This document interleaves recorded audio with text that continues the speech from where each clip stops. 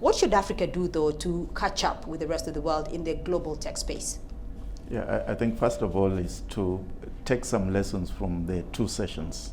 One of the key lessons from the two sessions is how China's development is future-oriented. They are not just talking about planting maize and planting sugarcane.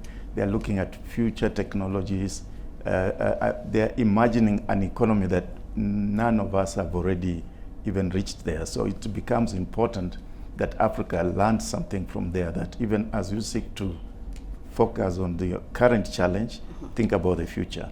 When it comes to the AI, it's quite interesting that already the Africa Union launched an artificial intelligence strategy paper last year in July, and there are the estimates that AI can really enable Africa unlock close to $1.5 trillion worth of economic activity within the continent.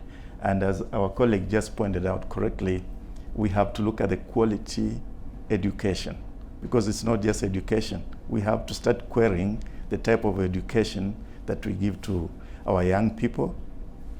We should not forget that quite a number of countries still believe wrongly that education is teaching somebody how to speak English or to speak French. So quality education means the content has to align with the trend that is happening globally in terms of use of technology. And quite interesting about artificial intelligence is that if we don't embrace it, we'll be left out completely, because you'll notice even now for the youth, whenever they do their research papers, they can actually rely on technology to write a paper for them.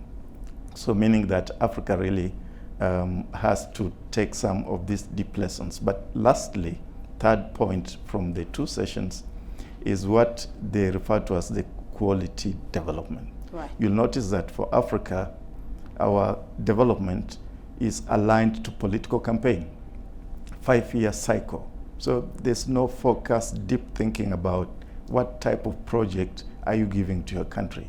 Everybody's in a hurry to put up some monument so they win elections. Right. And what China is telling us, look for quality development, which has long-term aspect to whatever you develop. Don't just put up maybe a water tank and then say you've created development. So I think there's a lot that African leaders and Africans can pick from these two sessions to remodel how we do our development.